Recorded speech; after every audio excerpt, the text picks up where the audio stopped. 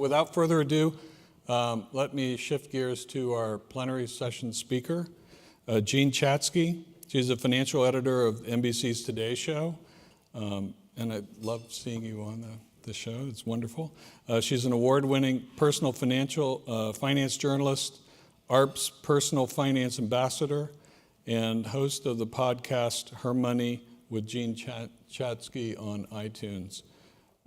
She's a best-selling author. Most recent books are Operation Money, a free financial guide for military service members and families, and Money Rules, the simple path for lifelong security. She believes in knowing how to manage our money, that knowing how to manage our money is one of the most important life skills for people at every age, and has made it her mission to help simplify money matters, increasing financial literacy both now and in the future. And I want to tell you, this is a great mission. It really is, because it's critical, and a lot of people don't do well with this. In 2015, she teamed up with Time for Kids and the PwC Charitable Foundation to launch Your Money, a financial literacy magazine reaching 2 million school children each month. She lives in Westchester County with her family in New York. So please welcome Jean with me. Thank you.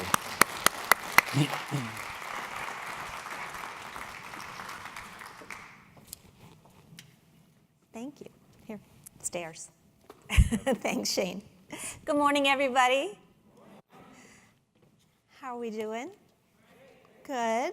I was intrigued when you said, Shane, the average age in the plan is 56. That makes me feel kind of good at a week where I'm not feeling particularly good about my age. In 5 days now, 6 days now, I am going to be 54 years old. And I tell you that, thank you. Thank you. I tell you all of that because, as those of you who have hit 50 probably can relate, the run up to my 50th birthday made me a little crazy. It made me really, really nervous. But then my friends who had already passed that milestone started to tell me that they thought being 50 and being in your 50s actually made them bolder. They felt like, I see some nods, they felt like they could say whatever they wanted to say, whenever they wanted to say it, that they had a license, in fact, to just take off the gloves. And now that I've been there for a few years, I gotta say, I really think it's true. And it has shaped many of the things that we are going to talk about today.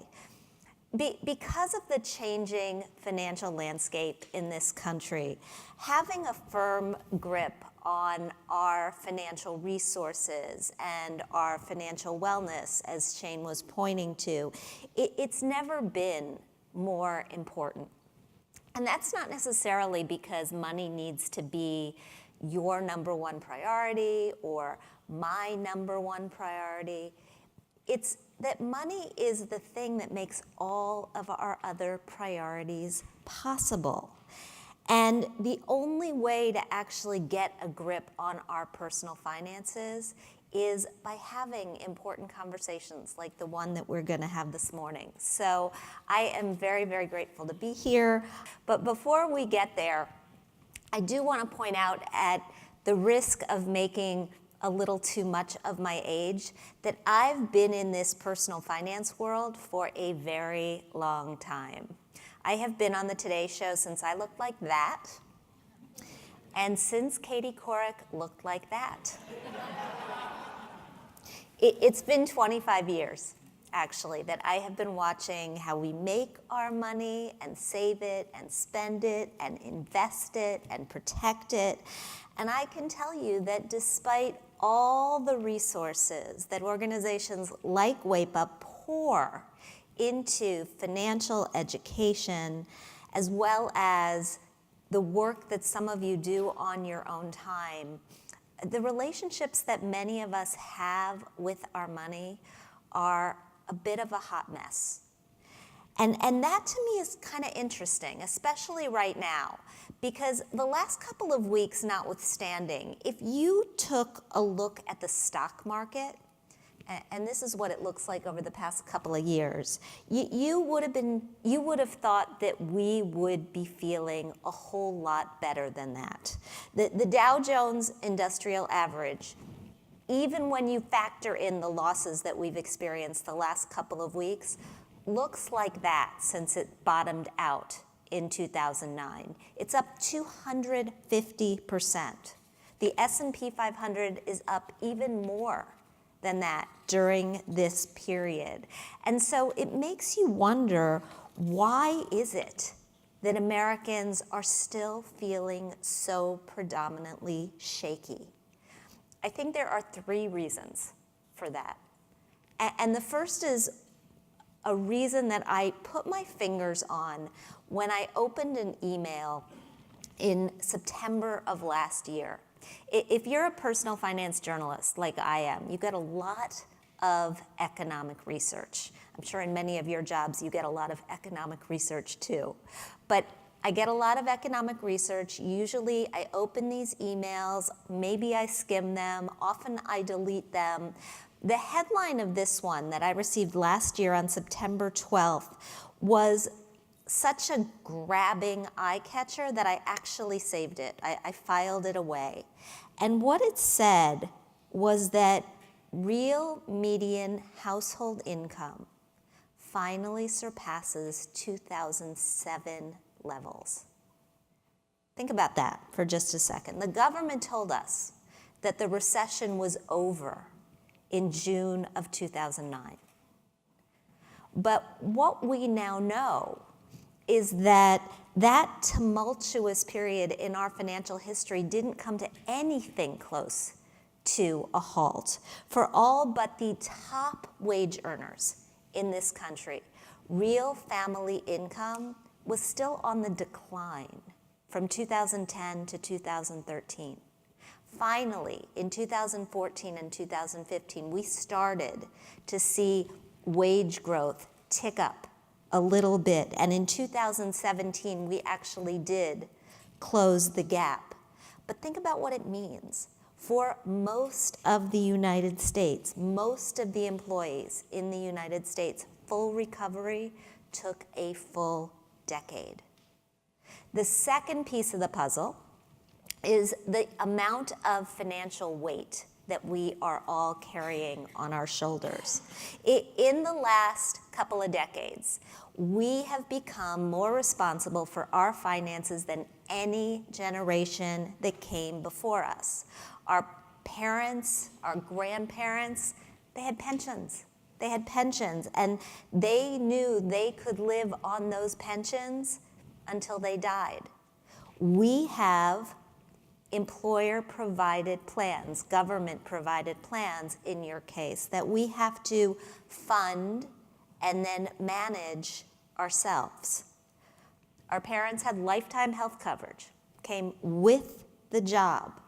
Whether we get our health coverage from our employer or whether we buy it on one of the exchanges, we know that we are going to be kicking in more money every single year in the form of premiums and prescription costs and co-pays. And while earlier generations had a lot of confidence that Social Security and Medicare would fill in the gaps, not just for them, but for their kids and for their grandkids, many of us, maybe even most of us, don't feel quite the same way. One admittedly questionable piece of research actually said more Generation Xers believe in UFOs than believe that Social Security will be around to take care of them. The third and maybe biggest factor in this puzzle is life expectancy. My husband and I, we play a game when we go to the financial advisor, and I don't know how many of you have taken WAEPA up on that offer of a financial plan? Okay, good for you. It's an incredible benefit. That is a benefit worth thousands of dollars. You should all for many of the reasons that I'm going to talk about, be taking advantage of that. And the game that we play, my husband and I, when we go to our financial advisor is called, how long are we going to live? And the answer is much longer than we ever expected. In the past 3 decades, life expectancy rates for men in this country, they've jumped from 70 to 79, from women from 77 to 83. But here's the thing that many people don't get about life expectancy, and that is the longer you live, the longer you're going to live. So what we know is that today, the average 65-year-old in this country will make it to 84.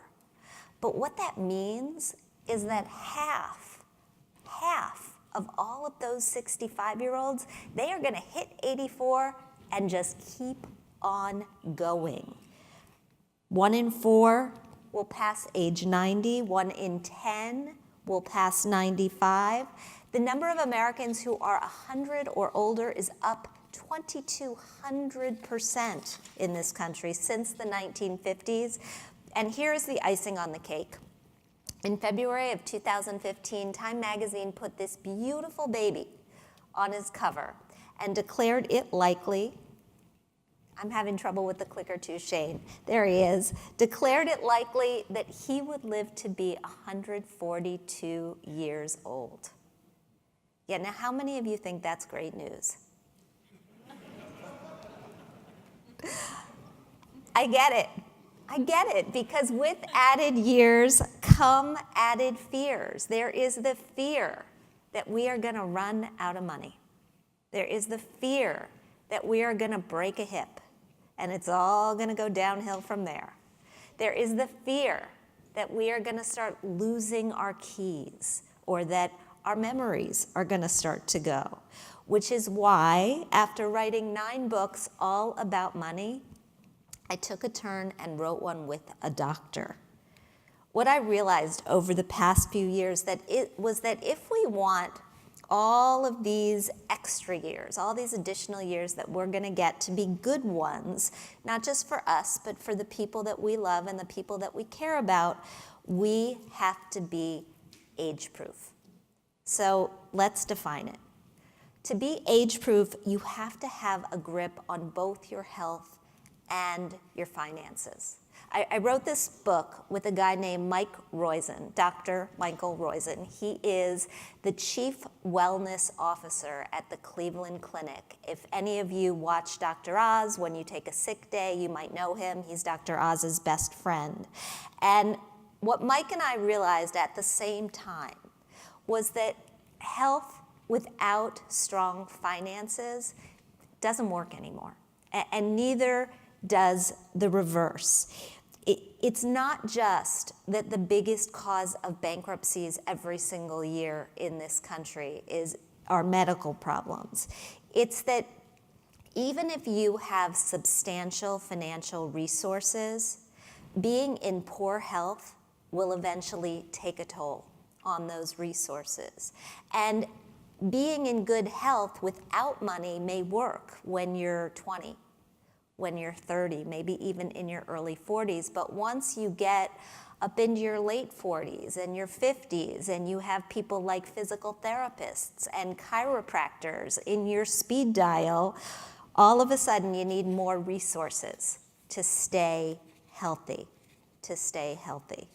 What we also figured out, though, was that the same strategies can actually be put to use to improve both areas of our life. Dr. Roizen and I figured out you don't need a separate toolbox. And even better, when you get stronger in one area of your life, the other one tends to come along for the ride. And so today, I'm going to share some of these key principles of age-proofing with you. All right, age-proof strategy number 1. We assess. What do you do when you get up in the morning? Think about what you did when you got up this morning. You looked at your phone, right? We all look at our phones first, sadly.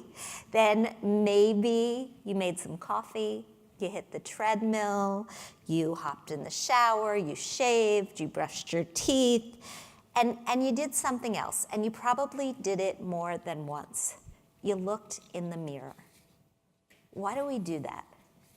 Why do we do that? We do it because inherently we understand that there is value to this process of self-evaluation. You assess, you evaluate, you adjust, and yet when it comes to our health and our finances, many of us are too scared to even look in the mirror at all. And so this is where the process of age-proofing starts. It starts with a series of tests, a series of assessments that can help us figure out where we are so that we can then figure out where we want to go. Physically, that means doing a series of health-related tests, making sure that you can do the appropriate number of sit-ups and push-ups for a person your age, that you can walk a mile in under 18 minutes if you're in your 20s, under 26 minutes if you're in your 60s, that you can stand up, get out of a chair without using your hands. When we start to worry about falling, what we're really starting to worry about is being able to move our own bodies through space. And that's what you're testing when you do that. There's also something called the tape measure test, which I will not demonstrate. But basically, it says your waist, if you wrap around a tape measure, should be less than half your height in inches. I will tell you it's okay to suck in because Dr. Mike says everybody does that anyway. On the financial side, I like to start with 3 big questions. What do you earn? What do you own? And what do you owe?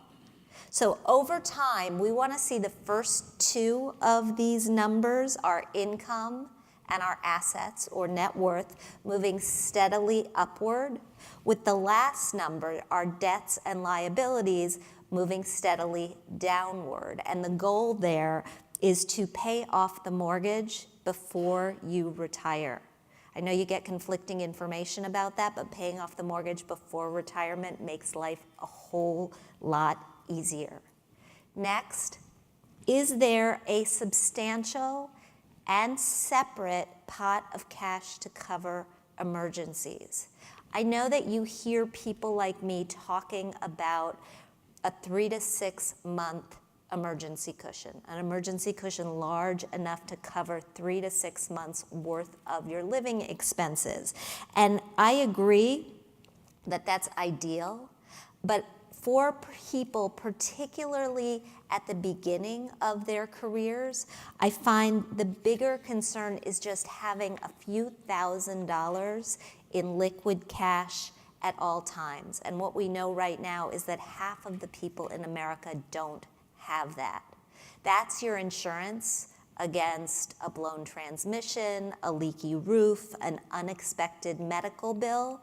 So if you're thinking that you don't have that 3 to 6 month emergency cushion, you want to start with the $2,000 cushion first. Third, we look at our debt to income ratio. Last year, because of the Equifax breach, last year was the year that many of us finally started paying attention to our credit reports and our credit scores. How many of you have actually frozen your credit? Okay, so freezing your credit as of mid-September became something that you can now do for free. It is the best prevention against identity theft, which we see close to 10 million cases of every single year. It's also incredibly easy. You can freeze your credit with all 3 of the bureaus in under half an hour. So do it for yourself and do it for your kids. You can freeze credit for your children for free as well, kids under the age of 16. We pay a lot of attention to our credit scores these days, but I want to argue that this number, our debt to income ratio, is actually more important when it comes to your overall financial health. And that's because it's very possible to have a really great credit score and to still be up to here in credit card debt. What we want to see is that no more than about 28% of your income goes to housing debt and no more than 36% of your income goes to debt overall. And I know that in expensive areas like this one, it's sometimes hard to stick with those limits, but you want to get as close as you possibly can. This is something that we're worried about right now because every quarter the Federal Reserve releases its survey of household debt. And what we've seen for the last 15 or so quarters is that those numbers are going up and up and up. And as of this point, when we look at mortgage debt, auto loan debt, credit card debt, student loan debt, of course, we are way over 2008 levels. And I find that worrisome. Money rule number 26, just because someone will lend it to you doesn't mean you should borrow it. Like I said, too much borrowing is a problem, whether we're talking about car payments or mortgage payments or student loan payments. I think it's time to start reframing the way we think about payments in this country. It's not just about whether you can afford to make the payment today. It's what taking on that payment will prevent you from doing tomorrow. Fourth on the list is our retirement trajectory. How many of you are on Twitter? Okay, I am on Twitter. And I've got about 60,000 followers on Twitter, which is a decent amount, enough to impress my children. And what it means is that when I post something on Twitter that really, really resonates, I get about a couple hundred likes and a couple dozen comments. Last fall, I posted something that got thousands of both, thousands. It went so viral that the Washington Post actually wrote about it. And it wasn't a cat picture, and it wasn't anything about the president. It was actually this retirement advice. Here's my original tweet. By the time you're 30, you should have 1 time your annual income set aside for retirement. At 43 times, at 56 times, at 68 times, and by the time you retire, 10 times. Now these guidelines, by the way, which were developed by Fidelity Investments, are not the most aggressive ones out there. I also want to point out that if you have a pension, and I know that some of you do, you can take these numbers down by the amount that that pension will cover. But here's the kind of reaction this tweet prompted. David said, "Good advice. On a related note, does anyone have any handy recipes for leftover unicorn?" And Michelle wanted to know how much room this left in her budget for the essentials, like avocado toast. I get it. I get it. For people who have not started to put money away for the future, numbers like this look huge and unattainable. But what I also know is that if we can get ourselves to the point where we are putting away 15% of whatever we earn each year, and that includes any matching money that you receive, these numbers are completely attainable, completely. And we will need this much. The point of this retirement stash is to cover 45% of our pre-retirement income in retirement. What you can see on this chart is that as the amount of money that you earn goes up, the amount of your pre-retirement income that Social Security will cover goes down, meaning you need to step in and with pensions or with savings cover the rest of that gap. Looking at numbers like these, doing these sort of assessments overall, they can inspire us sometimes scare us, but often inspire us into upping our games and doing more. And that is one reason that we have to continually assess. Scientifically, we know there are two different types of motivation. There's external motivation, extrinsic motivation, comes from outside sources. So maybe you are going to a high school reunion, you want to look really good, you are motivated to lose 5 pounds. That's extrinsic motivation. And that sort of motivation, it can be very powerful, but it usually is very fleeting. Then there's intrinsic motivation, and that's motivation to do something because the change itself actually feels good. When you start losing weight, or when you start saving more, you become inspired by your own progress, and that can get you to stick with the program. Now, what we hope is that extrinsic motivation shows up and then morphs into intrinsic motivation. Happens sometimes, but not all the time, which is why we need age-proof strategy number 2, automation. Automation. Here's the deal. We as a species, we were designed to survive the day, right? If you think back to cavemen, cavewomen, our ancestors, they were programmed to kill their prey and eat it immediately because they weren't sure when another meal was going to come along. And unfortunately, we have not evolved as far from those ancestors as we'd like to think.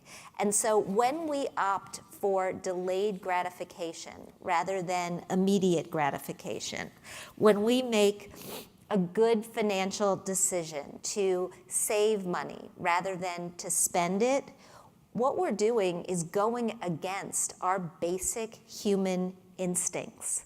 And our brains don't really like that. This is not something that we just know. This is something we can actually see. Scientists called neuroeconomists, they're now able to use MRIs to look at our brains in the process of making choices about money. And what they see is that when something that we want comes into view, and guys, doesn't have to be a shoe.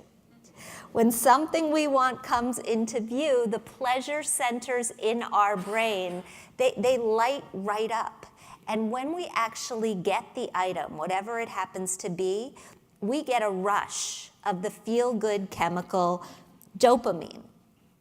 The trouble is, if you delay the availability of the reward, if you make yourself wait for it, even by as little as a day, you have to make the reward much, much bigger in order to get that same pleasurable response from your brain.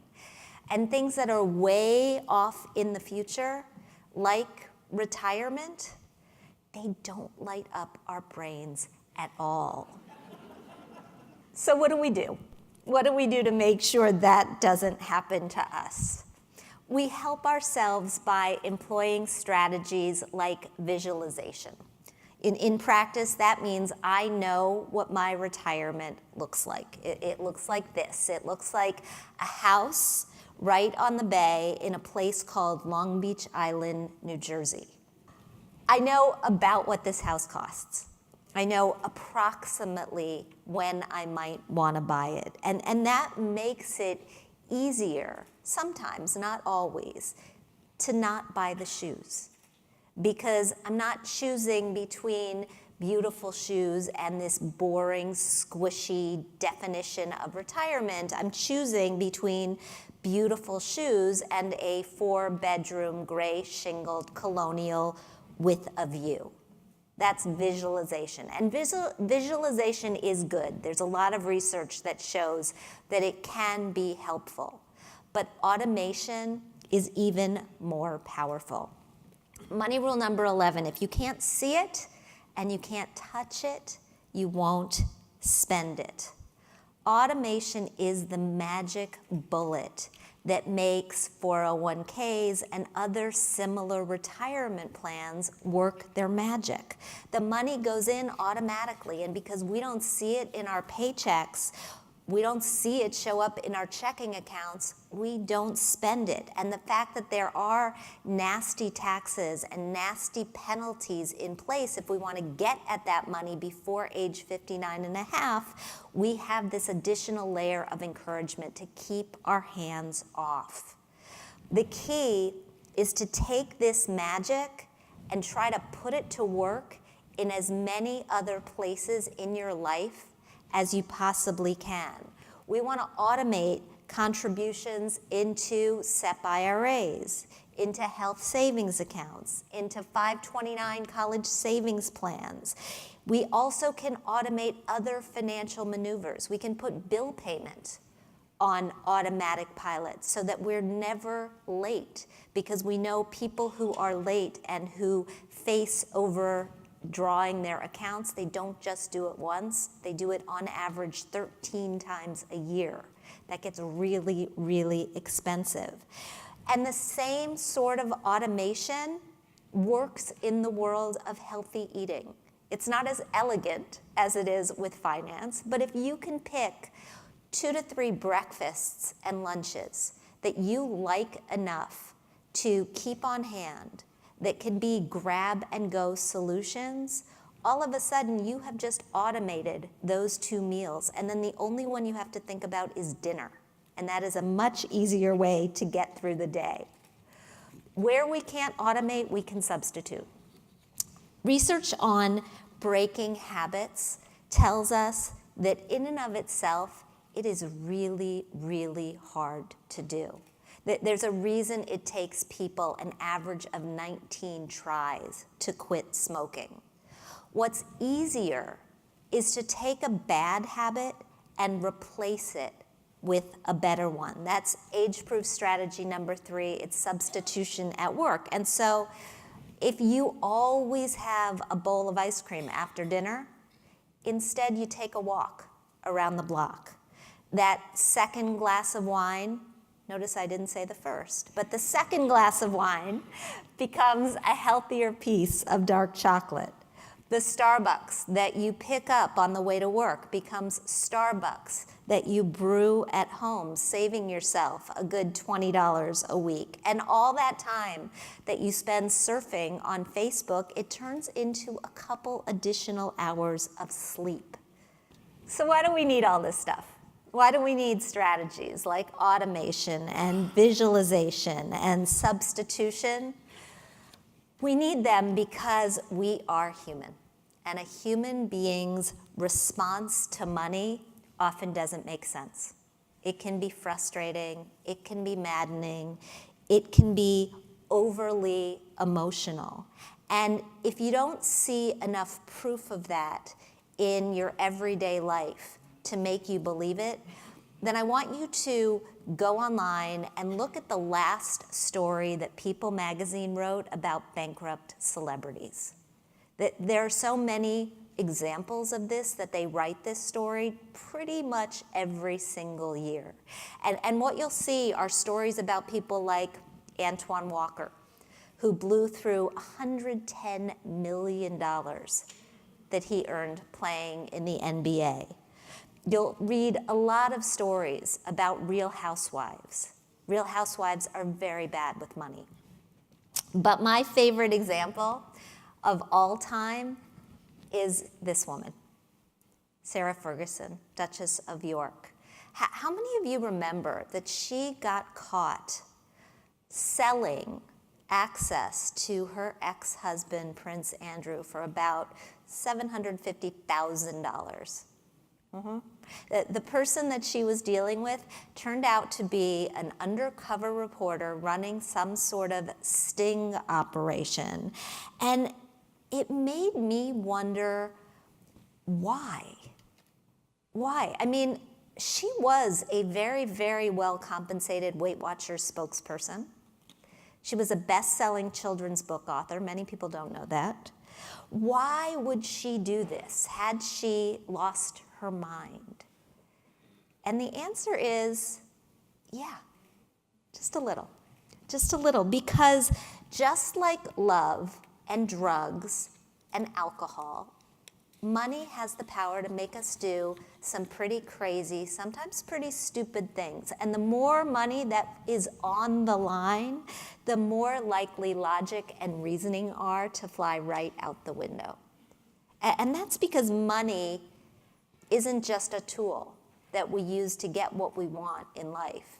It should be, but it's not. Money is loaded with all sorts of meaning. To some people, money is power. To some people, it's security. To some people, it's love. To some people, it's a combination of all of those things. And the result is that we treat money differently than we treat anything else.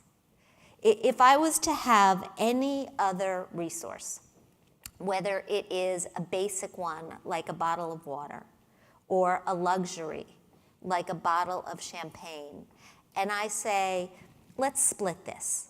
Let's all share this bottle of champagne.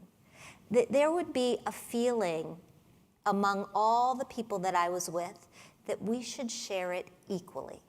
Everybody should get the same amount.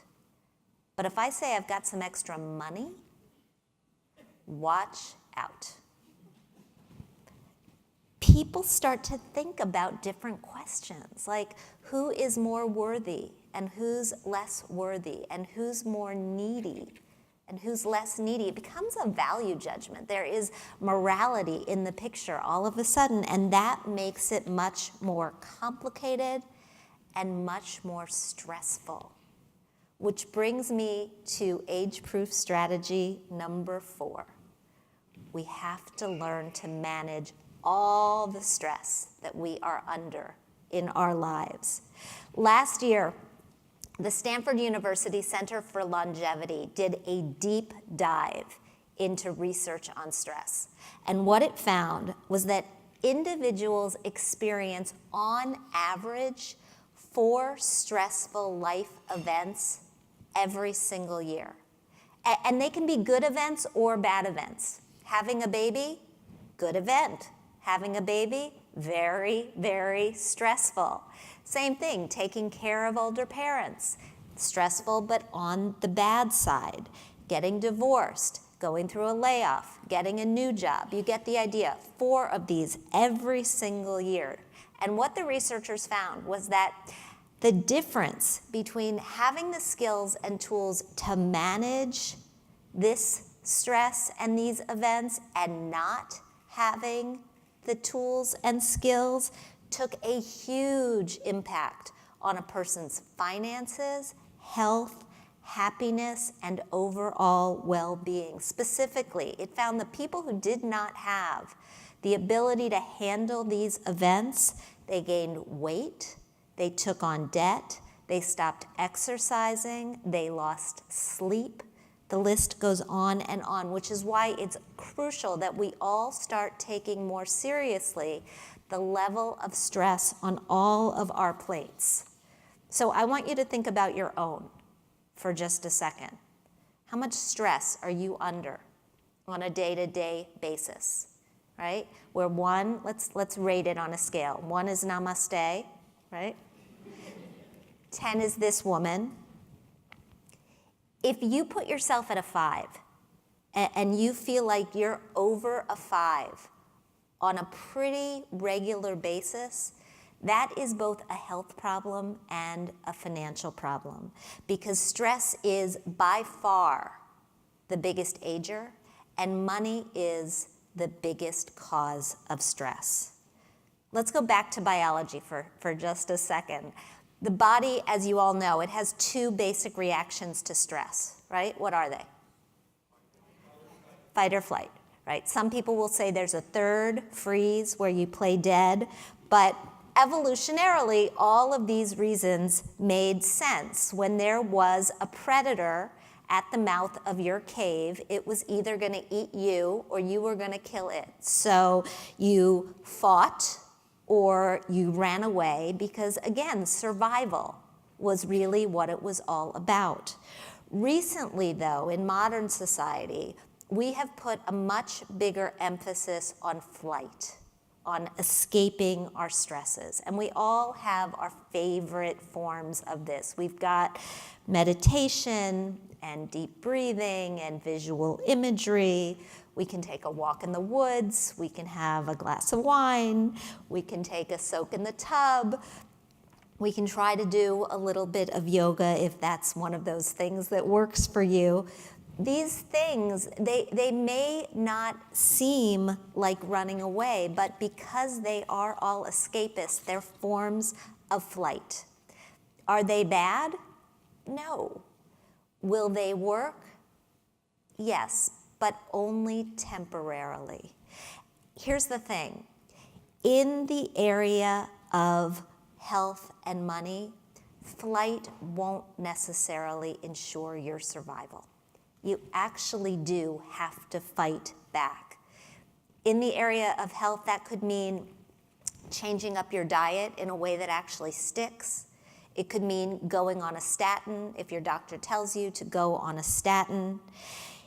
When it comes to specific financial stresses, it means you have to put a plan in place to actually address the underlying issue, whatever the underlying issue happens to be, whether it is debt, whether it is undersaving, whether it is being afraid to take enough risks with your investments. And this is where money becomes tougher to manage than health. In the health arena, we can make changes, sometimes fairly small changes, and see results fairly quickly.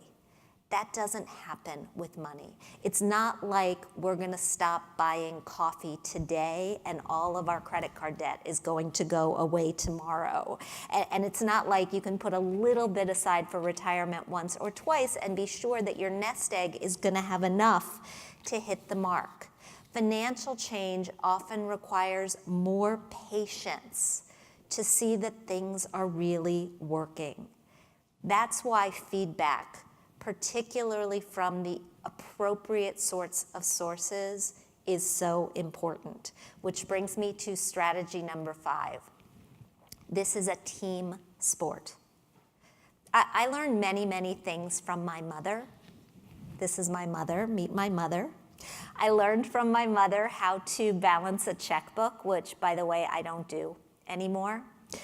We don't talk about money in school.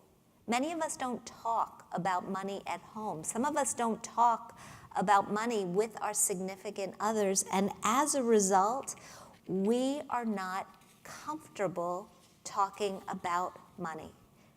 And that is not okay, not anymore. And so it is up to people like all of us and organizations like WAEPA to start making these conversations more routine and more commonplace.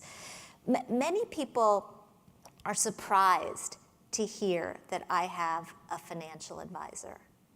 I have a financial advisor for the same reason that I have a doctor, because I need to get an annual checkup to make sure that I'm on target to meet my goals. I need somebody else looking at what's happening from a bird's eye view. I also have a financial advisor for the same reason that many of you should have a financial advisor, because I'm busy. And if you know that your financial life is not getting the time that it deserves, then it's a really good idea to make sure somebody else is paying attention to what's going on there also. Even if you don't want a financial advisor on the permanent payroll, consulting one annually, consulting one at transition times, like when you are getting married or getting divorced or having a baby or just about to enter retirement, is a really, really good idea. And there are many, many other strategies in the book, but my point overall is that the more of them you can get yourself to incorporate, the better your health will be and the better off you'll be financially for tomorrow. There is this perception we have in this country that the vast majority of our healthcare spending goes to taking care of very old people in the very last years of their life. Not true. 84% of our healthcare spending goes to paying for chronic diseases. Type 2 diabetes, asthma, osteoporosis, there is a whole long list of them. But here's the thing. About 75% of those chronic diseases are preventable if you can get yourself to adopt 4 healthy behaviors that are within your control. Number 1, avoid toxins. Cigarettes, of course, at the very, very top of that list, but pollution counts as well. Number 2, get up and move. Get up and move. That 10,000 steps a day that you hear people recommending, that is a really good baseline. Add a little cardio, add a little weight training. Number 3, we got to eat better. We absolutely have to eat better. There are 5 categories of food that you have to avoid: simple sugars and syrups, stripped carbohydrates, saturated fats, and trans fats. Pretty much everything else is fair game. And finally, we have to do something about all that stress. And we have already talked about how important that is. If you can get yourself to follow that path, then what you're doing is essentially putting yourself on target not to spend so much of your money on healthcare, so that you'll have more to plow away for all of your other priorities, the things that you want tomorrow, because health and wealth really do go hand in hand. Thank you so much for listening. I hope that you'll all enjoy the book. I'm happy to, thank you.